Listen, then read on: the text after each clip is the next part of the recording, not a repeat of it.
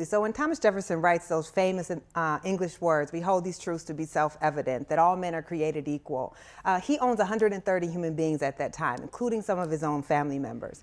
And he understands that 1/5 of the population will enjoy none of those rights and liberties. So we are founded on a hypocrisy, on a paradox. Racism in America is endemic. It is foundational. We can mark the creation of this country not at the 4th of July, 1776, but August 20th, 1619, when the first kidnapped African was brought to this country against his will. You may have been aware that the 1619 Project recently received the Pulitzer Prize, is being incorporated into school curriculums in places like Chicago, New York, and the capital of our nation, Washington, D.C. Also, Beto O'Rourke, a candidate running to become the president and leader of our nation, got up on a stage before the American people and denounced our country as endemically racist, echoing the 1619 Project. Teaching this nonsense in our schools is a bad idea on the grounds of academic standards alone, as the essays that make up the project do not use any citations. To put that into perspective, if I as a history student submitted a paper with broad sweeping claims and provide no evidence, sources, or citations for those claims, then I would very deservedly fail that paper. As might be expected, the 1619 Project's claims are demonstrably wrong. And when I took the trouble of doing actual research for a paper on the subject of early abolitionism during the American Revolution, I examined the arguments and the questions that the New York Times raised and discovered some things that I felt I had to share with all of you. Regarding the idea that the founding of our nation was really in 1619, I would like to ask, why not 1565? That is the year that the Spanish introduced the actual first African slaves to what would be the United States, and the oldest colony of St. Augustine, Florida, a little over half a century before slavery was introduced at Jamestown, in the British colony of Virginia. Now you might say that isn't fair, as the British colonies were the driving force behind what would become the United States, to which I would reply, why? What did they do that St. Augustine, Florida didn't? The answer is, of course, that the British colonies are the ones responsible for the Declaration of Independence and the American Revolution, the true founding of our nation, without which 1619 would be remembered as it should, the date that slavery was introduced to the British colonies and not the founding of anything. The United States is an idea, and that idea was declared on July 4th, 1776, not 1619. The question then becomes, was that founding on July 4th a lie, as the New York Times claims? And was it actually about liberty or slavery? Was the desire to preserve slavery one of the main motivations of the Founding Fathers in breaking from a supposedly abolitionist England?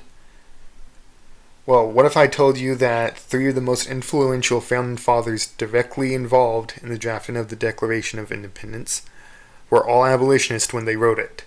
You may recognize their names: Benjamin Franklin, John Adams, Thomas Jefferson. Some of the earliest calls for the abolition of slavery came from Pennsylvania Quakers in the late 1600s.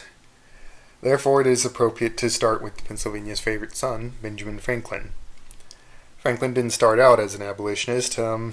He did own a couple slaves at one point, and he printed advertisements for slave sales in his paper early on in his career as a printer. However, he also printed books for notable abolitionists like Benjamin Lay and Ralph Sanford, and perhaps through his exposure to them and others like them, his opinions began to change. At first, Franklin's abolitionism was purely based on practical reasons, as he argued that paid labor, like that in Britain, would be cheaper. But it also had some ironically racist reasons, in that he argued, why increase the sons of Africa by planting them in America? In other words, slavery increased the black population of the colonies. But as time went on, Franklin began to change his opinion, which can be seen when he observed that the students of a black children's school that he had helped found had an intellectual capacity higher than he had ever before entertained.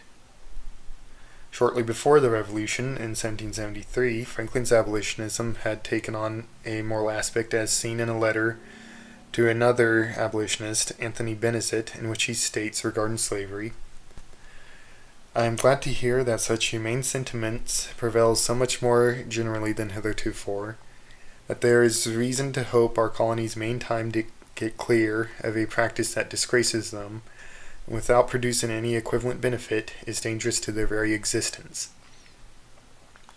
You can see that there are still some practical concerns for Franklin, as he likely considered the danger to the colonies to be slave revolts. But the phrase humane sentiments can only indicate that Franklin saw slavery as a moral evil. Incidentally, one of Franklin's letters to another abolitionist named Richard Woodward, also in 1773, shows that he was far less confident in the abolitionism of England than Nicole Hannah-Jones of the New York Times. In this letter, Franklin stated, "I have since had the satisfaction to learn that a disposition to abolish slavery prevails in North America, that many of the Pennsylvanians have set their slaves at liberty, and that even the Virginia Assembly have petitioned the King for permission to make a law for preventing the importation of more slaves into that colony. This request, however, will probably not be granted, as their former laws of that kind have always been repealed, and as the interest of a few merchants here has more weight with government than that of thousands at a distance." We'll talk more about that petition from the Virginia Assembly later on in the video, but regarding manumission in Pennsylvania, Franklin was not engaging in idle talk, as half the slaves in the state had already been freed by the time slavery was banned in Pennsylvania by 1780 before the war's end. Finally, and what is one of the best examples of how the ideals of liberty that drove the Revolution had changed and was changing minds on slavery, Franklin was elected president of the Pennsylvania Abolition Society, and he sent a petition to the then Vice President John Adams urging the abolition of slavery on a national level, in which he stated that mankind are all formed by the same almighty being, alike objects of his care and equally designed for the enjoyment of happiness. The Christian religion teaches us to believe, and the political creed of America fully coincides with the position. In other words, Franklin fully believed the declaration he helped draft, and its assertion that all men are created equal applied to black Americans too. This petition, submitted in February 1790, was one of Franklin's last public works, as he died on April 17, 1790. Now, moving on to the recipient of this petition, John Adams. Unlike Franklin, had always been anti-slavery, is well known for never having owned a single slave. However, that doesn't mean he was necessarily an abolitionist, and his stance on slavery is perfectly summed up in a letter to George Churchman in 1801, in which he stated that, "My opinion against it, slavery, has always been known." Later on in the letter he says, "I have never sought popularity by any animated speeches or inflammatory publications against the slavery of the blacks." That being said, whether he meant to or not, John Adams did play a crucial role in the abolition of slavery within his home state of Massachusetts, through his drafting of the state's constitution in 1780, in which he wrote, "All men are born free and equal, and have certain natural, essential, and unalienable rights." This statement was used by a slave woman named Mumbet, who sued for her freedom, and the Massachusetts Supreme Court sided in her favor, validating her defense's argument that the state constitution had banned slavery. Mumbet changed her name to Elizabeth Freeman. Now, I would like to point out that this implies the Massachusetts Supreme Court not only saw the statement of all men are born free and equal as applying to black people, but also women. It has been difficult finding what John Adams thought about this case in particular, but in a 1795 letter to Jeremy Belknap, he stated, "I was concerned in several causes in which Negroes sued for their freedom before the Revolution.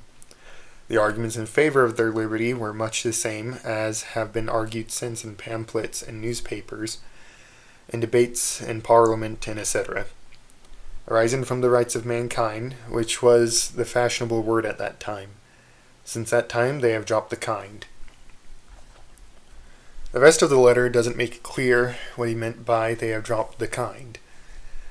But what is clear is that John Adams was perfectly aware that the rights of mankind were being used as an argument against slavery when he was involved in the drafting of the Declaration of Independence and when he wrote the Constitution of Massachusetts. He hardly would have used the language that he did if he intended to protect slavery, which was a practice he had no stake in. Now, finally, we come to the man himself. The guy who wrote All Men Are Created Equal and who was most responsible for writing the Declaration overall, Thomas Jefferson. Unlike Franklin and Adams, Jefferson grew up around slavery and a lot of it. Where the slave population of Pennsylvania was 8% in 1750 and 2.2% in Massachusetts from 1755 to 1764, the slave population of Virginia and Maryland was roughly half of the total slave population of all the colonies in 1776. Jefferson personally owned up to 225 slaves and failed to free them at his death as George Washington did. Given these facts, it would seem unlikely that Jefferson would be an abolitionist, but in reality, he may have been the most avid abolitionist out of all three of these founding fathers. Jefferson was involved in the sending of the petition to the British Parliament in 1772 that Franklin spoke of, which asked King George III to allow Virginia to ban the slave trade. This petition was rejected, meaning that Jefferson was being truthful when in his first draft of the Declaration of Independence, he accused King George of allowing the slave trade to continue. It would not be the only time he met with frustration in his abolitionist efforts, as he tried multiple times to enact bills that would have freed slaves born after a certain year in Virginia, only to meet with failure. His initial attempt to ban slavery in the new Northwest Territory gained after the Revolution also met with failure in 1784, but this goal would later be achieved in 1787 with the Northwest Ordinance.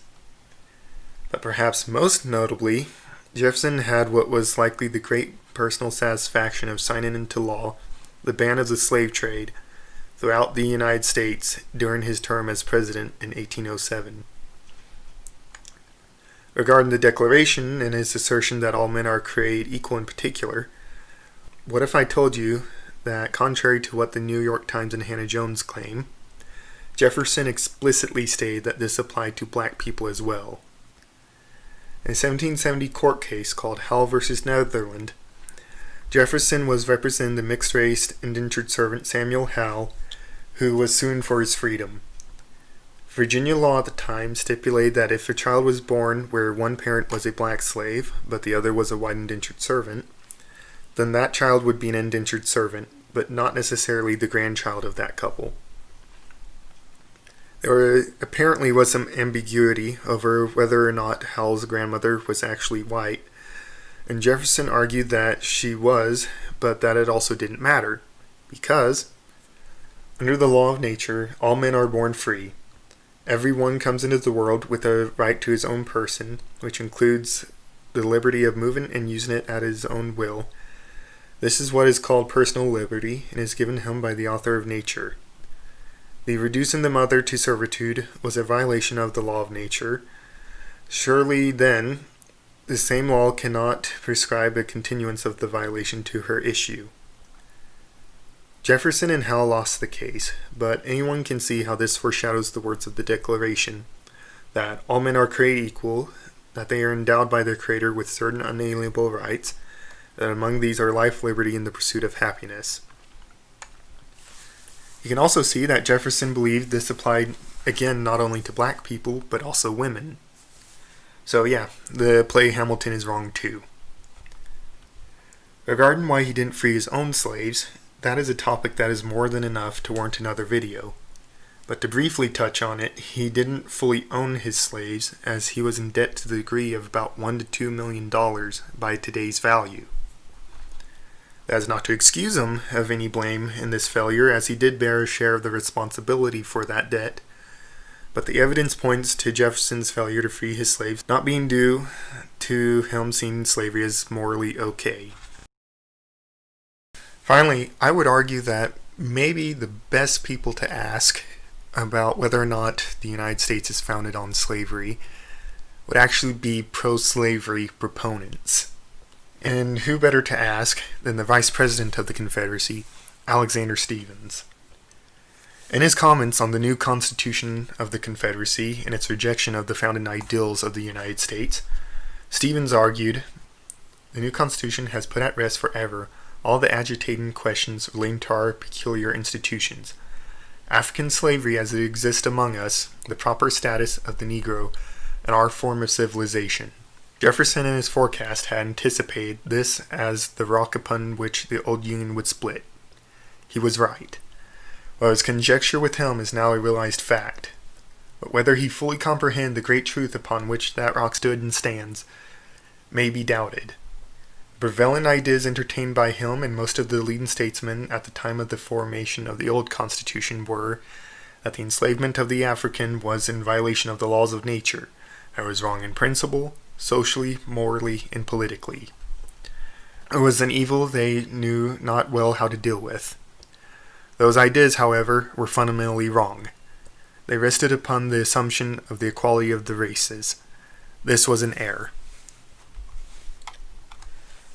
The 1619 Project is right for the wrong reasons in one aspect alone, and it is that black Americans were crucial to the founding and growth of our republic.